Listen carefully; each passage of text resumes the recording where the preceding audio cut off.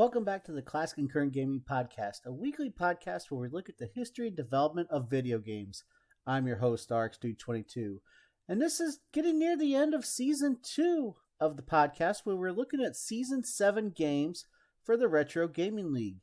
The Retro Gaming League is a friendly, competitive competition over on Facebook where pages come together each and every week and compete against each other in a different retro video game. This week, we stay in the PlayStation system, and we're going to look at a classic first-person shooter, what I like to call the granddaddy of all first-person shooters, and that's Doom. The Doom port is a little different from the PC port.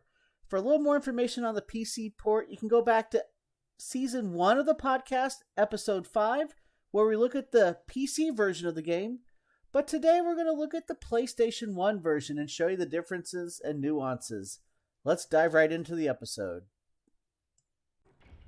The Sony PlayStation version of Doom is a port of Doom and Doom 2 by Williams Entertainment. It was released on November 16, 1995, and runs on a modified version of the Doom engine used in the Atari Jaguar port. It features 28 levels from Ultimate Doom, 23 from Doom 2, and 7 original levels. The game features a multiplayer mode, but lacks split screen. Two consoles have to be linked together instead. This makes the multiplayer experience truer to the original, but at the expense of accessibility. John Romero is quoted on the back cover, calling this the best Doom yet, and is credited as creator of Doom. While Romero's quote may be taken with a grain of salt, according to Romero, he felt the original PC version was still the best due to its superior control. Former id Software staff have consistently expressed how pleased they were with the job performed by the Williams team in performing the conversion. They were originally selected by id Software due to their renown in the arcade market and the acquisition of TradeWest, a company with extensive game console development experience.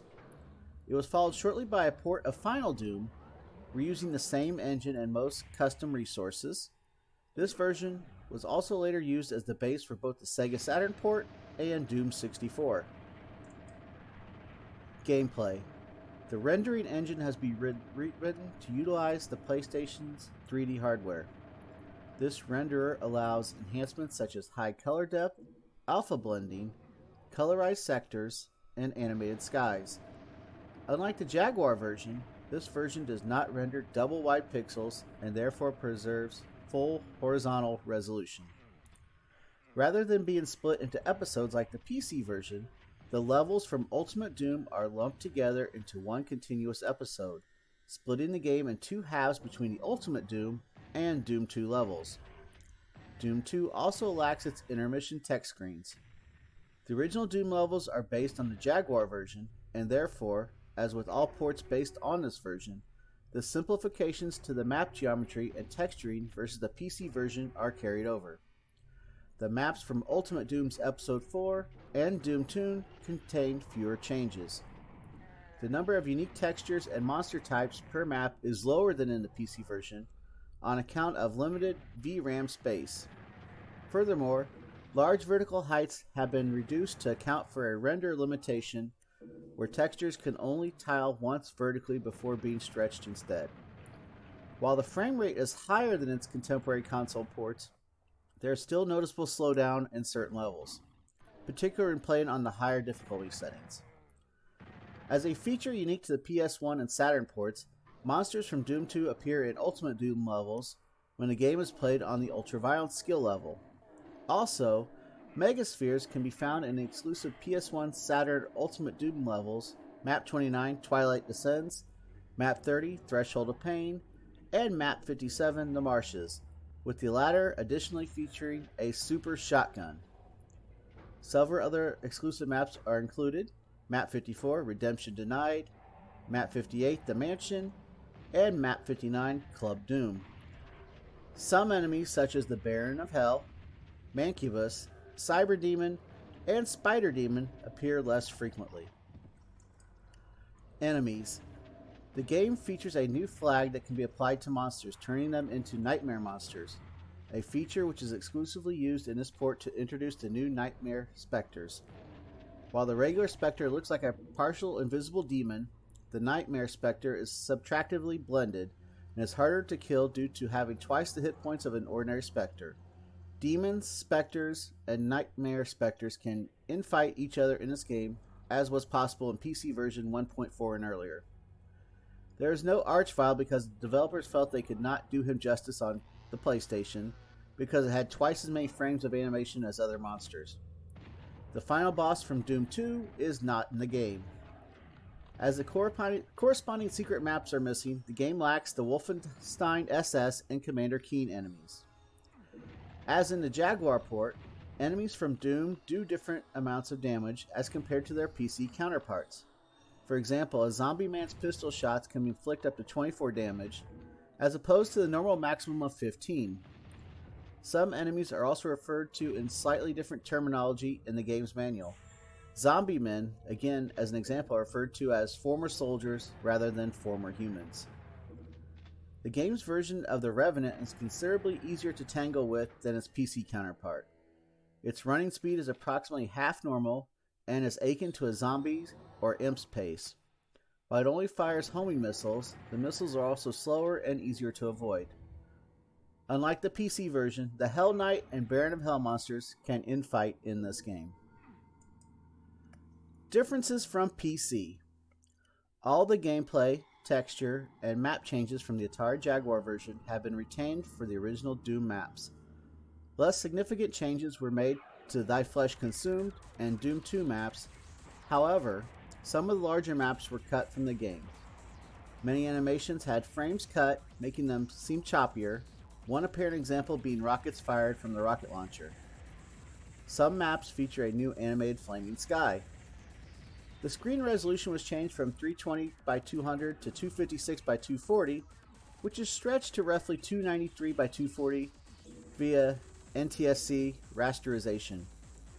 Overscan by contemporary television sets, which is variable in nature, would on average show around 224 lines from the middle of the 240 line area with an 8 to 7 pixel aspect ratio. New graphics were made for the menu and intermission backgrounds, fonts, and status bar to fit this resolution.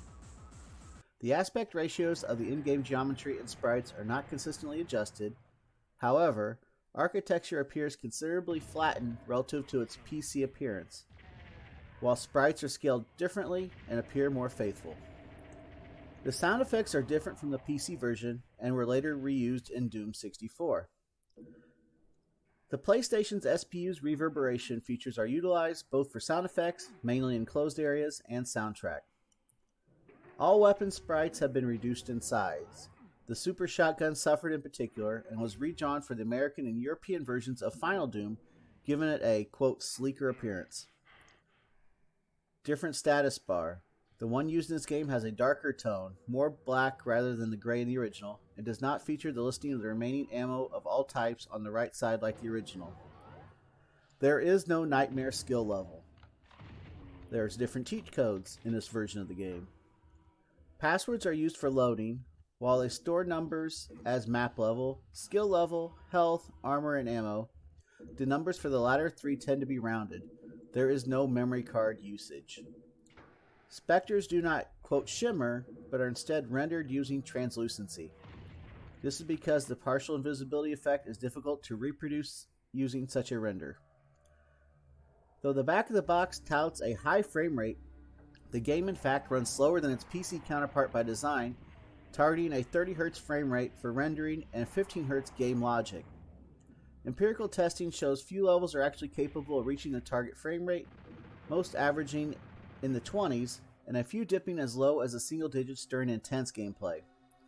This must be measured against other competing console ports at the time, however, which it had in most cases significantly worse frame rate issues. Many contemporary PCs were not guaranteed to run the DOS version at its full 35 Hz frame rate. Health bonuses and armor bonuses are worth 2% as opposed to 1%. This change remains in place from the Jaguar version. NTSC version only. Weapon bobbing amount depends on player speed. The weapon sprite moves like in PC version when running, and noticeably less when walking.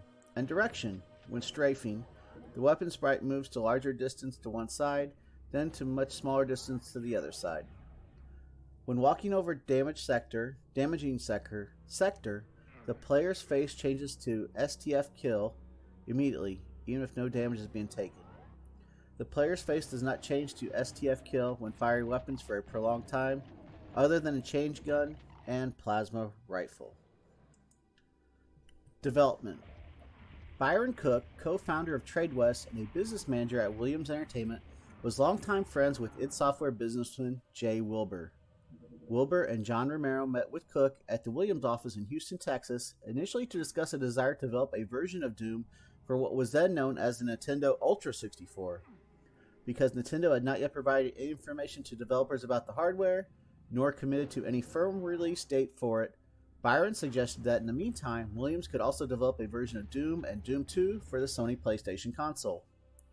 According to programmer Aaron Steller, the project would serve as a development base for all the tech and tools we would need to bring up Doom for the N64.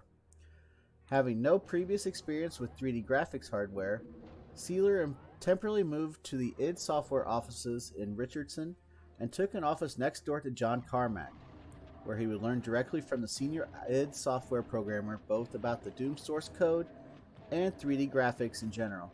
Carmack was gearing up for the development of Quake at that time. We all remember Quake. Sealer cites two major challenges for the project. To accomplish perspective correct texture mapping on the PlayStation hardware, which does not natively support it, to make the game run at an acceptable frame rate. For the former, a solution was adapted to use a renderer similar to that of the PC and the Atari Jaguar versions, which rendered the scene as a collection of columns and spans of constant depth pixels. To do this, on the PlayStation hardware, Sealer would turn each column and span into a 1 pixel wide triangle, referencing the proper texture coordinates. The Williams team were given wide berth to exercise their creativity on the project due to the respect held for them by the id team. This included the freedom to create new maps for the game, as well as encouragement by John Carmack to Aaron Sealer after a disappointing initial prototype to add features that would take advantage of the PlayStation's powerful hardware, including its signature support for colored lighting and use of shading and alpha blending effects. As there were no concerns about a shareware version, Williams' staff made a decision to turn the Ultimate Doom levels into a single continuous episode, adding their new maps to Thy Flesh Consumed in order to, quote, bridge the gap to Episode 4. Feeling Nightmare skill to be imbalanced, they also decided to replace it with the concept of adding Doom 2 monsters to the original Doom levels when the game was played on Ultraviolence. Due to royalties agreement id Software had with composer Bobby Prince, Williams made a decision to eschew such payments and instead tapped Aubrey Hodges for new music composition and sound design. As the game already leaned heavily in a horror direction due to the team's extensive work on lighting effects, Hodges chose to design a nightmarish ambient soundscape to complement the visuals. Music. New ambient music background for most levels sequenced using the PlayStation SPU's capabilities. Additionally, Red Book CD audio is used for the title, menus, demos, intermission, finales, and for the main section of the secret level. Club Doom. Aubrey Hodges created the soundtrack and reused certain songs, the symphonic rock metal theme most noticeably in Doom 64. Demo version. A single-level demo version of PlayStation Doom was produced by Williams, both as a standalone disc and included in several demo compilations, which shipped as magazine issue pack and bonuses. This demo version contains only map 33, the Gauntlet. Music and precompiled resources for the other maps are omitted, though the entire iWAD file is present. The standalone version plays a single demo on this level if left idle at the title screen. When launched by the shell programs of the magazine demo disc, this behavior is omitted and the Williams intro movie is skipped at startup. It is possible to toggle these behaviors by changing the first argument passed to this game's executable file, but the altered disk image can only be run in an emulator or an unmodded console, and the game will automatically exit after the demo is complete. Reverse engineering.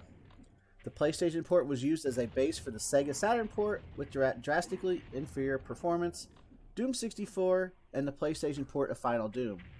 While the actual source code itself is believed to have been lost, Eric194 of Team GEC has reverse engineered the port and released the results on Doom World, reminiscent of how Kaiser reverse engineered Doom 64. A port to PC exists, known as Psydoom. It includes native rendering of the PlayStation's feature set and also includes code from pxxdoom.re reverse engineering project. All information in the podcast here was provided by doomwiki.org.